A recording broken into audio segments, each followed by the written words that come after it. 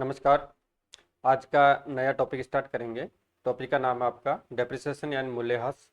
इस वीडियो के माध्यम से डेप्रिसिएशन का पहले बेसिक देखेंगे यानी डेप्रिसिएशन का मीनिंग क्या होता है, डेप्रिसिएशन क्यों लगाया जाता है, इसके ऑब्जेक्ट्स कौन कौन से होते हैं और जो लेखांकन की प्रक्रिया होती है वो किस प्रकार से होती है, कौन कौन सी मेजर मेथड्स होते हैं या कौन कौन सी मुख्य विधियाँ होती है, उसके बारे में डिटेल से बात करेंगे। जो भी साथी चैनल पर नए हैं तो चैनल को सब्सक्राइब करें, वीडियो को लाइक करें, शेयर उससे करें, ताकि आपको जो भी वैकेंसी है आपकी यानी आपकी जो जुवेनियल जूनियर अकाउंटेंट भर्ती परीक्षा 2026 है उसके रिगार्डिंग ये आपका फ्री ऑफ कॉस्ट बेस्ड चलाई जा रहा है। तो जो भी इंटरेस्टेड साथी है वो चैनल को जरूर ज्वाइन करें और साथ में टेलीग्राम चैनल को भी अवश्य ज्वाइन करें। जैसे ही आपकी क्लास कंप्लीट होती है, ठीक है, तो आपको टेलीग्राम चैनल के माध्यम से आपको पीडीएफ और एमसीक्यूज बायलिंगुअल तुरंत मिल सके। ठीक है, तो स्टार्ट करते हैं आज का चैप्टर यानी मूल्यह्रास है, यानी काफ़ी अच्छा चैप्टर है। तो डेप्रिसिएशन प्रोविजंस एंड रिजर्व के बारे में बात करेंगे। डेप्रिसिएशन क्या होता है और प्रावधान किस प्रकार से बनाए जाते हैं और रिजर्व किस प्रकार से बनाए जाते हैं, डेप्रिसिएशन उसके बारे में बात करेंगे। पहले मूल्यह्रास का मीनिंग देखते हैं। यानी जो व्यवसाय होता है वो दीर्घकाल तक जारी रहने वाला उपक्रम है। जैसा कि कोई भी बिजनेस होता है वो एक शॉर्ट टर्म के लिए नहीं बनाया जाता है। जब तक व्यापार चलता रहेगा उसमें किसी प्रकार की कोई नेगेटिविटी नहीं होगी तो व्यापार अनवरत रूप से कंटिन्यू चलता रहेगा। व्यवसाय के सफल संचालन के लिए दीर्घकालीन संपत्तियां खरीदी जाती है, जैसे आपका बिल्डिंग हो गया, फर्नीचर हो गया, मशीन हो गया और आपका संयंत्र हो गया, एक्सेट्रा है। यानी व्यवसाय का सफल संचालन या उसकी सफल ऑपरेटिंग के लिए स्थायी संपत्तियां परचेज करना आवश्यक होता है। अब स्थायी संपत्तियां आपकी जैसे भवन हो गया, फर्नीचर हो गया, मशीन हो गया और आपका संयंत्र हो गया। इसके अलावा अन्य कई प्रकार की मशीनरी या स्थायी संपत्तियां होती है। स्थायी संपत्तियों के निरंतर क्या है, यानी स्थायी संपत्तियों के निरंतर प्रयोग में आने से इसके मूल्य में धीरे धीरे कमी आ जाती है या नई तकनीक का विस्तार हो जाने पर मशीनरी अप्रचलित हो जाती है, उसे ही मूल्यह्रास कहा जाता है। यानी जो स्थायी संपत्ति का अगर व्यापार में कंटिन्यूड उसका यूटिलाइजेशन करेंगे तो स्वाभाविक है कि उसके मूल्य में धीरे धीरे कमी आएगी, मशीनरी पुरानी हो जाएगी, तो उसका जैसे उसमें जो जो भी अप्रचलन है, घिस आउट है, तो इस कारण से या नई तकनीक आ जाती है तो मशीनरी जो प्रचलित हो जाती है तो उसके मूल्य में कमी आ जाती है, उसी को डेप्रिसिएशन कहा जाता है। अब इसका इंग्लिश वर्जन देखें तो a business is a long term enterprises, long term assets are purchased for the successful operation of a business such as building, furniture, machinery and plant है। When fixed assets gradually lose value as they are used or when machinery becomes obsolete due to the introduction of new technology, this is called depreciation। Next बात करें मूल्यह्रास की विशेषताएं कौन कौन सी होती है। ठीक है, ये महत्वपूर्ण है, इंपॉर्टेंट है। यानी मूल्यह्रास देखते हैं। पहले मूल्यह्रास होता क्या है, तो संपत्ति की पुस्तक के मूल्य में होने वाली कमी है। यानी जो जैसे आपने कोई संपत्ति है, मान के चलिए 50,000 रुपये में परचेज की, अब इसमें संपत्ति में 50,000 रुपये आपका संपत्ति को परचेज करने के अलावा जो इसको इस पे यानी प्लांट पे लाने पर या कंपनी के कार्यस्थल पर लाने पर या घर पर लाने पर जितने भी फ्राइट या भाड़े लगे हैं, खर्चा एक्सपेंसेस हुए हैं, और इसके अलावा स्थापना व्यय यानी मशीन को इंस्टॉलेशन या एस्टेब्लिशमेंट करने के जो जितने भी एक्सपेंसेस हुए हैं वो लागत इसमें इंक्लूड की जाती है। तो इंक्लूडिंग ये 50,000 रुपये की लागत है, एग्जाम्पल के तौर पर देख रहे हैं। यानी संपत्ति के पुस्तक के मूल्य में होने वाली कमी डेप्रिसिएशन होता है। तो पुस्तक के मूल्य क्या होता है, जो भी मशीनरी परचेज की है उसको व्यापार स्थल पर लाने पे जितना भी किराया, भाड़ा, एक्सेट्रा जो भी एक्सपेंसेस हुए हैं और एस्टेब्लिशमेंट के जितने भी खर्चे हुए, जितने भी खर्चे इसमें इंक्लूड किए गए हैं, उनका टोटल होता है पुस्तक मूल्य यानी बुक वैल्यू। ये संपत्ति के पुस्तक मूल्य यानी बुक वैल्यू को ही कम करता है, इसके बाजार मूल्य को नहीं। यानी जो डेप्रिसिएशन होता है, जैसे मान के चलो आपने कोई संपत्ति 4 वर्ष पहले 50,000 रुपये में परचेज किया है, आज स्वाभाविक है हो सकता है संपत्ति का मूल्य इंक्रीज हो जाए, हो सकता है डिक्रीज हो जाए, मोस्टली इंक्रीज होता है। तो जैसे आपने 50,000 रुपये में पहले 4 साल पहले संपत्ति खरीदी थी, अब उसका वर्तमान मूल्य 60,000 हो गया। ठीक है, अब जैसे उसमें डेप्रिसिएशन लगेगा तो जो आपकी 60,000 रुपये की जो वैल्यू है उससे कोई इसका लिंक नहीं होता है, सिर्फ और सिर्फ इसकी जो पुस्तक की वैल्यू होती है उसी मूल्य को ये कम करता है। जैसे 40,000 रुपये की संपत्ति रह जाएगी 2 वर्ष बाद में, जो भी दर है उसके अकॉर्डिंग। नेक्स्ट है संपत्ति के बाजार मूल्य में परिवर्तन या कमी मूल्यह्रास नहीं होता है। यानी संपत्ति का जो मार्केट वैल्यू होता है उसमें अगर डिक्रीज होता है, इंक्रीज होता है, तो उससे डेप्रिसिएशन से कोई मतलब नहीं होता है। नेक्स्ट है मूल्यह्रास निरंतर प्रक्रिया है जो प्रयोग के कारण अथवा समय गुजरने के साथ संपत्ति के मूल्य में कमी करता है। यानी जो डेप्रिसिएशन होता है एक निरंतर प्रोसेस होती है। संपत्ति का अगर समय गुजरेगा, असेट्स से पुरानी हो जाएगी, तो स्वाभाविक है कि उसके मूल्य में कमी आएगी और नई टेक्नोलॉजी आ जाती है तो उसके जो उसका प्रचलन है वो भी कम हो जाता है। नेक्स्ट है मूल्यह्रास निर्माणी कार्य में संपत्ति के प्रयोग के कारण होता है, यानी जो डेप्रिसिएशन होता है, जो कंस्ट्रक्शन का कार्य किया जाता है उसमें प्रयोग के कारण ये डेप्रिसिएशन होता है। नेक्स्ट है मूल्यह्रास संपत्ति की लागत को उसके जीवन काल में विभाजन करने की प्रक्रिया है, उसके मूल्य की नहीं, यानी जो डेप्रिसिएशन होता है संपत्ति की जो कॉस्ट होती है, जो उसका जीवन काल होता है, जैसे संपत्ति का जीवन काल 10 वर्ष का है तो 10 वर्ष में उसका जो वैल्यू है या उसका मूल्य है उसको विभाजन करने की प्रक्रिया है, उसके मूल्य की नहीं। नेक्स्ट है ये महत्वपूर्ण है, यह है केवल क्या है,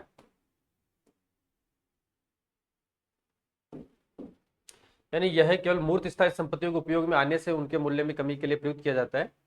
यानी जो मूर्त स्थायी संपत्तियां होती है, यानी मूर्त यानी टेंजिबल असेट्स उसको कहा जाता है जिसको आंखों से देखा व छुआ जा सकता है। ठीक है, तो यह केवल मूर्त स्थायी संपत्तियों के उपयोग में आने से उनके मूल्य में कमी के लिए प्रयुक्त किया जाता है। ख्याति यानी जो गुडविल होती है व्यापार की के अपलेखन में प्राकृतिक संसाधनों के निष्कर्ष या दोहन के कारण उनके मूल्य में होने वाली कमी के लिए नहीं होता है। यानी गुडविल पर कभी भी डिप्रिसिएशन नहीं लगता है। और जो भी नेचुरल रिसोर्सेज होते हैं, जैसे आपका खनिज हो गया, तेल हो गया, गैस के कुएं हो गया, एक्सेट्रा जो भी है, तो उनका जो निष्कर्ष या दोहन होता है तो उनके मूल्य में होने वाली कमी है वो डेप्रिसिएशन में इंक्लूड नहीं होती है। And depreciation is the process of dividing of the cost and assets over its life, not is value. और लास्ट देखते हैं इसको, and it applies only to the reduction in the value of tangible fixed assets due to their use. It does not apply to the reduction in the value of goodwill due to the write off of goodwill or the reduction in the value of natural resources due their extraction. ठीक है, next है जिस मूल्य पर स्थायी संपत्तियों को स्थिति विवरण, यानी जिस मूल्य पर जो आपके फिक्स्ड एसेट्स होती है, तो स्थायी संपत्तियों के बारे में आप सभी जानते हैं, या बात करने की आवश्यकता नहीं है। जिस मूल्य पर स्थायी संपत्तियों को स्थिति विवरण यानी बैलेंस शीट में दिखाया जाता है उसे संपत्ति को पुस्तक मूल्य कहा जाता है। ठीक है, जैसे आपकी संपत्ति आपने 50,000 में परचेज की है, यानी उसमें आपके पूरे इंक्लूडिंग जो भी खर्चे हैं एस्टेब्लिशमेंट के, फ्राइट है इंक्लूड है 50,000 रुपया, तो बैलेंस शीट में इस संपत्ति को दर्शाया जाएगा तो उसी को पुस्तक मूल्य या बुक वैल्यू कहा जाता है। यह संपत्ति के लागत मूल्य में से हास की राशि घटाने पर प्राप्त होता है, उसे अप्लिकेट मूल्य right of down return down value या शॉर्ट में इसको WDV कहते हैं, क्या कहते हैं, WDVB इसको कहा जाता है। यानी the original value at which fixed assets are shown in the balance sheet is called the book value of the assets. It is obtained by subtracting the amount of depreciation from the cost price of the asset. It is also called written down value or WDV. ठीक है, यानी इसका short return down value को short में WDV कहा जाता है। ठीक है, अब नेक्स्ट बात करते हैं मूल्यह्रास का लेखा करने की आवश्यकता क्यों पड़ती है। एंड जो डेप्रिसिएशन है, अब डेप्रिसिएशन का लेखा करना अति आवश्यक होता है। यानी कंपनी विधान पहले आपका 1956 वाला कंपनी विधान था, उसके बाद में आपका अगस्त 2013 में नया कंपनी एक्ट 2013 लागू हो चुका है, और इनकम टैक्स एक्ट 1961 की पालनार्थ मूल्यह्रास का लेखा करना अति आवश्यक होता है। अब क्यों होता है वो देखते हैं। यानी उचित रूप से लाभ हानि का निर्धारण करना। ठीक है, यानी व्यापार में जो लाभ हानि होता है उसमें से जितने भी प्रोविजंस है या जो डेप्रिसिएशन है उसको माइनस करना होगा, तो उचित रूप से लाभ हानि जब भी निर्धारित हो पाएगा अगर डेप्रिसिएशन को माइनस करेंगे। नेक्स्ट है वित्तीय स्थिति का सत्य एवं उचित दर से प्रकट करना। एंड जो बैलेंस शीट है उसकी एक्चुअल स्थिति को प्रकट करने हेतु जो असेट्स है उसमें से उसका जो डेप्रिसिएशन है वो माइनस करना होगा। संपत्तियों को उचित मूल्य पर दिखाना, यानी जैसे आपने कोई असेट्स 50,000 में परचेज किया है, अब एक वर्ष में उसका 50,000 वैल्यू रहेगा, स्वाभाविक नेक्स्ट ईयर में संपत्ति पुरानी हो जाएगी, अप्रचलित हो जाएगी, घिसावट आएगी। ठीक है, तो उसके मूल्य में कमी आएगी, तो उसको रिड्यूस करके कम मूल्य पर दिखाना जरूरी होता है।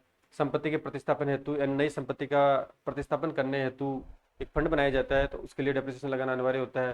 नेक्स्ट है उत्पादों का सही लागत मूल्य याद करने हेतु, यानी जो भी आपके प्रोडक्ट कंपनी बनाती है तो उसका सही मूल्य याद करने हेतु डेप्रिसिएशन लगाना अति आवश्यक होता है। नेक्स्ट है पूंजी में से लाभांश का वितरण रोकने हेतु, तो ये विशेष रूप से आपको ध्यान रखना है कि जो लाभांश या डिविडेंड का पेमेंट किया जाता है शेयर होल्डर को, ठीक है, तो पूंजी में से कभी भी उनका पेमेंट नहीं किया जाता है, तो पूंजी में से लाभांश का वितरण रोकने हेतु डेप्रिसिएशन लगाना जरूरी होता है। वैधानिक अनिवार्यता है, यानी कंपनी एक्ट 1956 को 2013 के अकॉर्डिंग आयकर में छूट प्राप्त करने हेतु और वित्तीय संस्थानों को सही सूचना देने हेतु जो आपका डेप्रिसिएशन है उसकी आवश्यकता पड़ती है। And to properly determine profit and loss, to present a true and fair view of the financial position, to show assets at fair value, to counter balance assets है। नेक्स्ट है to determine the true cost price of product है। फिर to prevent this distribution of dividend from capital है।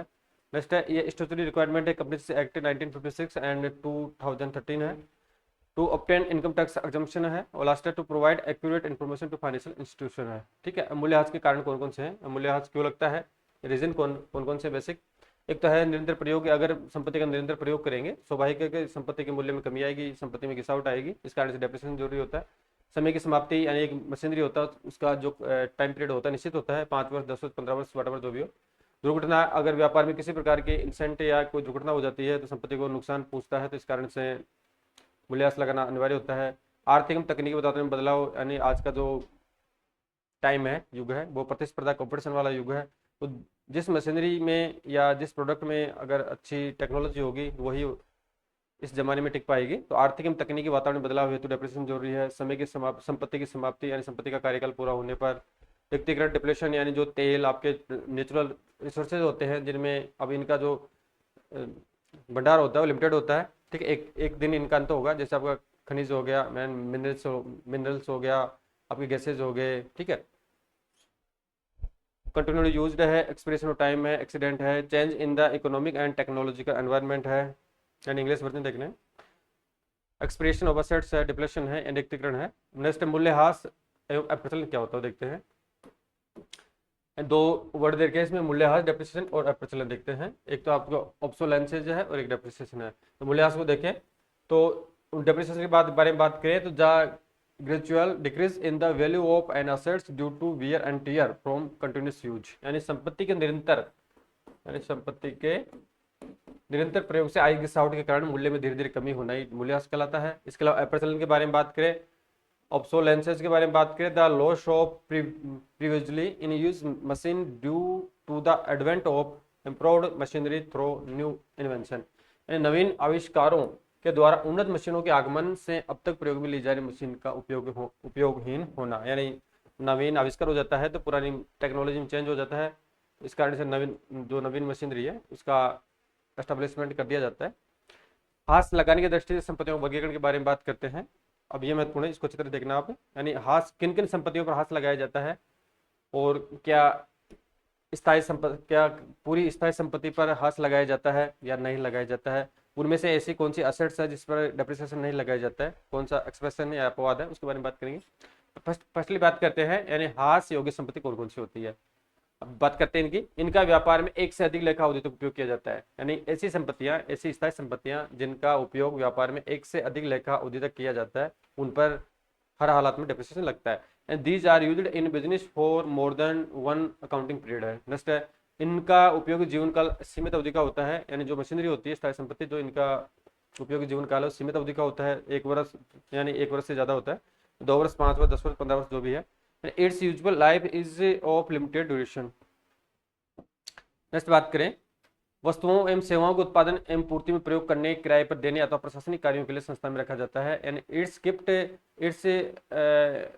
Is kept in the organization for use the production and supply of goods and services of renting और for administrative purpose है। अब assets types के बारे में बात करते हैं पहले, एंड ऐसी कौन सी संपत्तियां जिन पर हाथ लगाया जाता है। तो मूर्त स्थायी संपत्ति को पहले बात करते हैं, जैसे आपका बिल्डिंग हो गया, फर्नीचर हो गया, प्लांट हो गया और वाहन मशीनरी हो गया, एक्सेट्रा पर डेप्रिसिएशन लगाया जाता है। प्राकृतिक संसाधन या रिक्त होने वाले असेट्स जैसे खाने हैं, खनिज है, तेल के कुएं, इमारती संपदा है, उन पर डेप्रिसिएशन लगता है। नेक्स्ट है, पूर्व निर्धारित समय सीमा वाली संपत्ति जैसे लीज, पट्टादत्त भूमि, भवन, इनका अधिकार निश्चित सीमा तक होता है।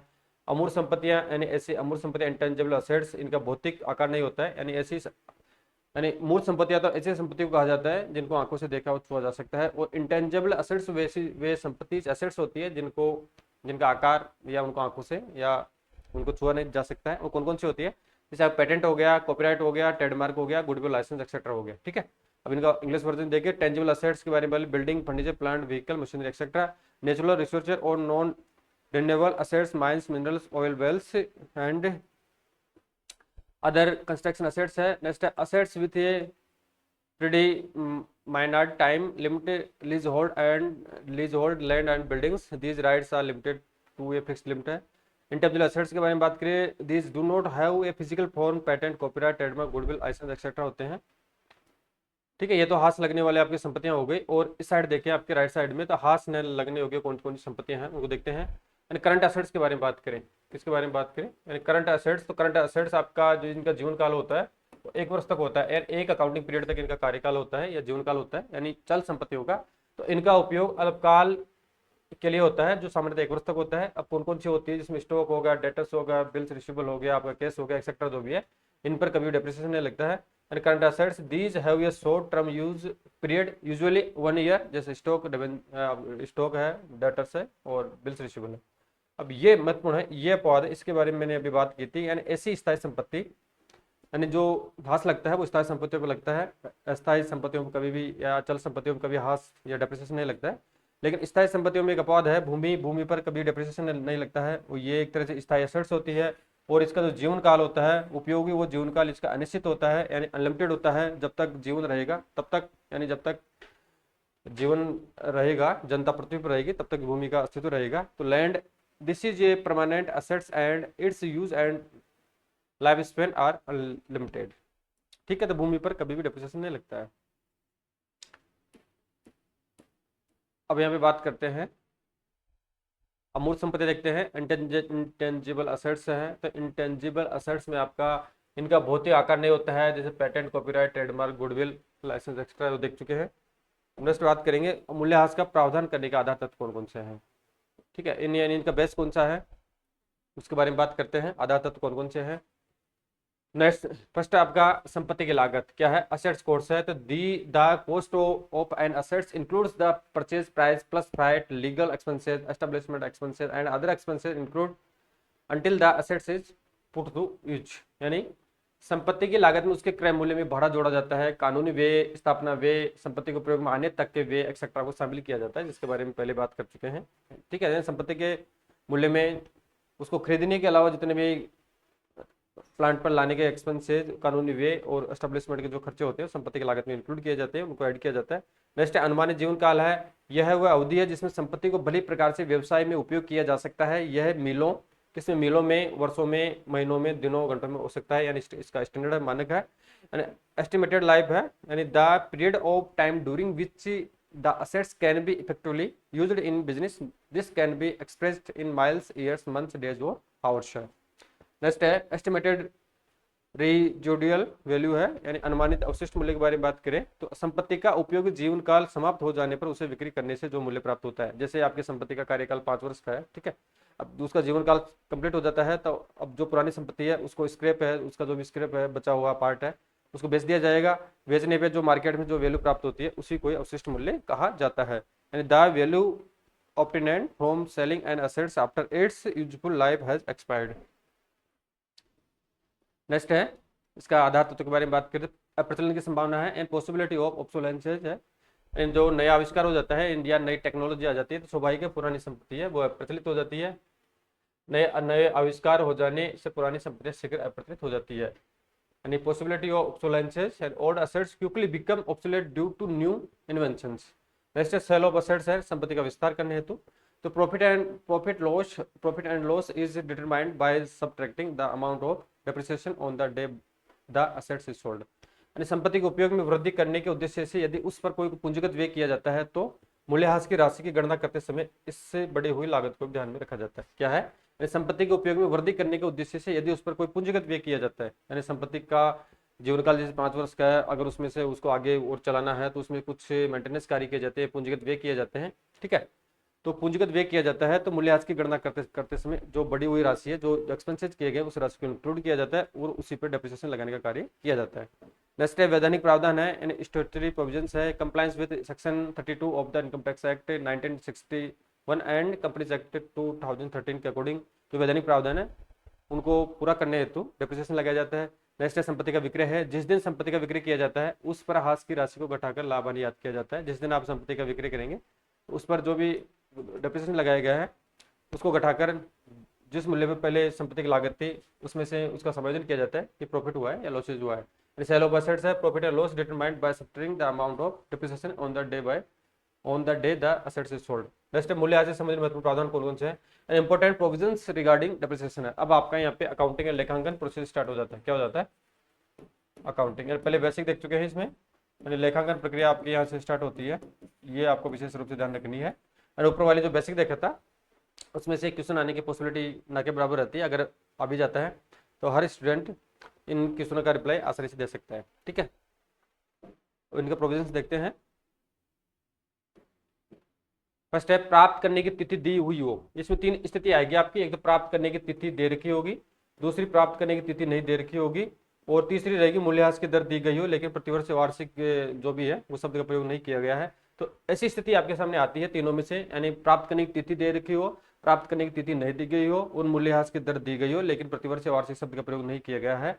तो इस प्रकार से क्वेश्चन में अगर आता है तो आपको किस प्रकार से उसका सोल्यूशन करना है।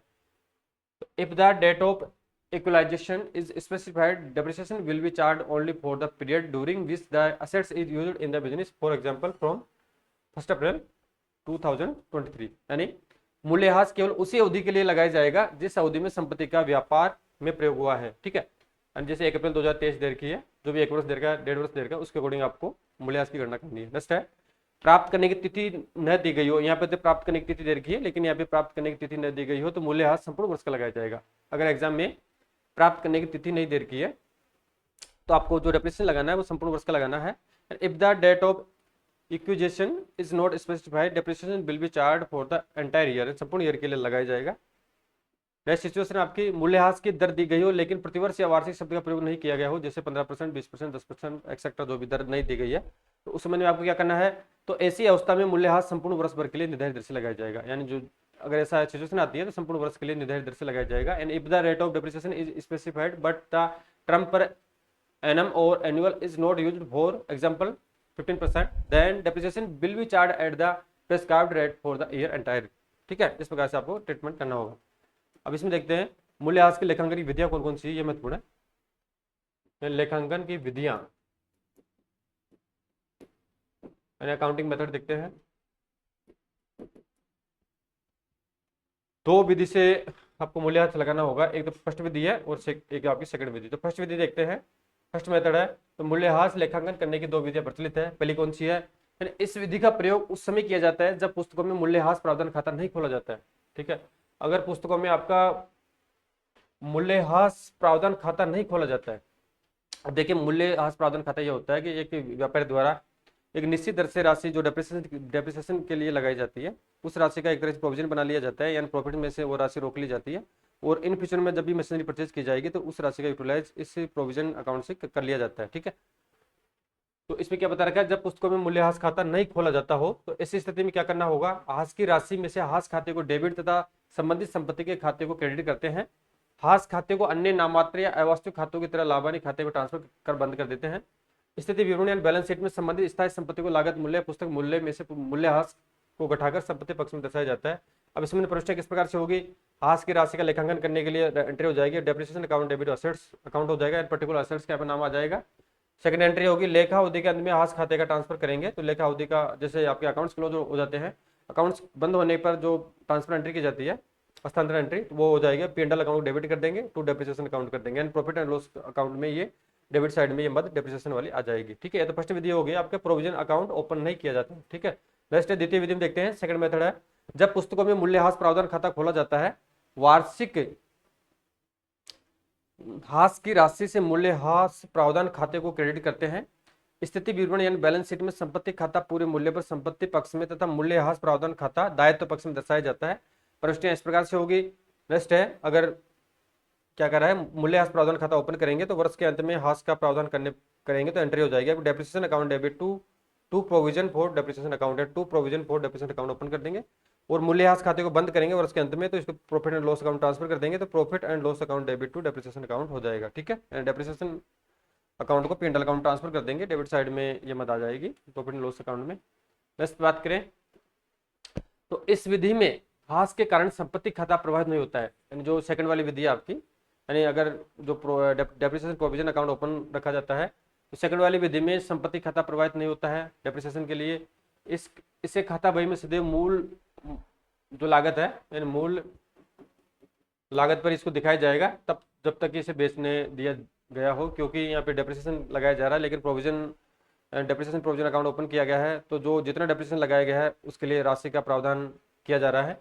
ठीक है, तो यहाँ पे जो बैलेंस शीट में जो संपत्ति है उसको सीधे लागत मूल्य पे दिखाया जाएगा, डेप्रिसिएशन को माइनस करने की कोई आवश्यकता नहीं है यहाँ पे। अब संपत्ति को बेचेंगे तो उस संबंध में एंट्री किस प्रकार से होगी, संपत्ति का उपयोगी जीवन समाप्त होने पर अवशिष्ट संपत्ति को बेचने पर निम्न प्रकार से प्रविष्टि होगी। संपत्ति का विक्रय करेंगे पहले, तो एंट्री हो जाएगी आपकी कैश या बैंक अकाउंट डेबिट और असेट्स अकाउंट, पर्टिकुलर असेट्स का नाम आ जाएगा। कैश अगर नगद में पैसा प्राप्त नगद आ जाए कैश आ जाएगा, अगर चेक से हो रहा है तो बैंक आ जाएगी। ठीक है, इतना तो आप सभी लोग जानते हैं। नेक्स्ट है विक्रय पर लाभ की दशा में लाभ की राशि से, अगर आप जैसे मशीनरी आपकी 50,000 की थी, ठीक है, टोटल जो भी इसमें एक्सपेंसेस इंक्लूड करते हुए, और इसका जो डेप्रिसिएशन आपने लगा दिया इसका 10,000 रुपया, मशीनरी रहेगी 40,000 की, अगर आपने इसको 43,000 में बेचा है तो 3,000 रुपये का आपको प्रॉफिट हो गया। कितने का हो गया? 3,000 प्रॉफिट हो गया। तो एंट्री हो जाएगी असेट्स अकाउंट डेबिट और प्रॉफिट एंड लॉसेज अकाउंट। क्या हो जाएगा? यानी असेट्स अकाउंट डेबिट करेंगे और प्रॉफिट एंड लॉस अकाउंट को शेयर कर देंगे। प्रॉफिट हो रहा है। नेक्स्ट बात करें बिक्री पर हानि की दशा में, हानि की राशि हो रही है, जैसे मशीनरी आपकी 50,000 की है, सेम एग्जाम्पल देखते हैं, 10,000 का इसका डेप्रिसिएशन लग गया, तो मशीनरी रहेगी 40,000 की, और आपने 39,000 में इसको सेल्स किया है तो 1,000 रुपये का आपको लॉसेज हो गया। तो इस संबंध में एंट्री हो गया आपकी profit and losses account debit, assets particular assets का यहाँ पे नाम आ जाएगा। ठीक है, तो इसको डेबिट कर देंगे। तो इस प्रकार से आपकी ये एंट्री हो जाएगी। अब ये महत्वपूर्ण है, मूल्यह्रास की कौन कौन सी विधि है। एंड जो पहले तो बेसिक देखा था, फिर इसकी जो जनरल प्रविष्टियां देखी थी, यानी किस प्रकार से मशीनरी पे प्रॉफिट होगा, लॉसेज होगा, किस प्रकार से प्रोविजन खाता ट्रांसफर करेंगे पीएनएल में, एक्सेट्रा जो भी है वो देख चुके हैं। अब जो मूल्यह्रास की आपकी विधियां हैं यानी मेथड्स है, अब ये इसी पे नेक्स्ट वीडियो में बात करेंगे डिटेल से। यानी आपके जो मुख्यतः मेथड्स होते हैं 7 टाइप्स के होते हैं। कितने प्रकार के होते हैं? यानी 7 प्रकार की आपकी विधियां होती है, प्रैक्टिकल विधियां हैं, प्रैक्टिकल क्वेश्चन के माध्यम से इनका सोल्यूशन करेंगे। तो फर्स्ट विधि देखते हैं कौन सी होती है। एक तो होती है आपकी स्थायी किस्त विधि एंड फिक्स्ड इंस्टॉलमेंट मेथड होता है, यानी इसमें प्रतिवर्ष एक निश्चित दर से डेप्रिसिएशन लगाया जाता है। ठीक है, यानी जब आपका चैप्टर आएगा इनका सोल्यूशन करेंगे, उसमें डिटेल से देखेंगे, प्रैक्टिकल रूप में देखेंगे। पहली विधि आपकी स्थायी किस्त विधि है एंड फिक्स इंस्टॉलमेंट मेथड है। दूसरी क्रमागत शेष विधि है यानी डिमिनिशिंग बैलेंस मेथड है। जैसे आपका मशीनरी उदाहरण के तौर पर देख रहे हैं 50,000 की है, 10% इस पर डेप्रिसिएशन लगा देंगे तो 5,000 होगा, मशीनरी 45,000 की रहेगी, अगले वर्ष 10% लगाएंगे, 45,000 पे लगाएंगे, 45 को आ गए। तो इस प्रकार से ये कंटिन्यू रूप से चलता रहेगा। थर्ड नंबर की विधि आपकी वार्षिक भर्ती विधि है यानी एनुटी मेथड है। नेक्स्ट है पुनर्मूल्यांकन विधि है, रेवोल्यूशन मेथड है। फिर नेक्स्ट विधि आपकी मशीन घटाधर विधि है, मशीन हाउस रेट मेथड है। फिर वर्षों के अंकों के योग विधि है, यानी वर्षों के अंकों की योग विधि है, सम ऑफ ईयर्स डिजिट मेथड है। और लास्ट विधि आपकी हास कोष विधि क्या है? यानी डेप्रिसिएशन फंड मेथड है। क्या है? डेप्रिसिएशन फंड मेथड है। तो इस प्रकार से जो आपकी ये 7 प्रकार की विधियां हैं, और नेक्स्ट वीडियो में पार्ट बी में इसका डिटेल से सॉल्यूशन करेंगे। ठीक है, तो आपका ये पार्ट ये कंप्लीट हो चुका है, जिसमें डेप्रिसिएशन क्या होता है बेसिक देख चुके हैं, इसकी आवश्यकता क्यों होती है, इसके बेस से या आधार तत्व कौन कौन से होते हैं, और लेखांकन प्रविष्टि किस प्रकार से की जाती है, और इसके अलावा जो डेप्रिसिएशन के रिगार्डिंग जो 7 प्रकार की मुख्य विधियां हैं वो कौन कौन सी है, अब उनका डिटेल से एनालिसिस या देन नेक्स्ट वीडियो में करेंगे। Thank you.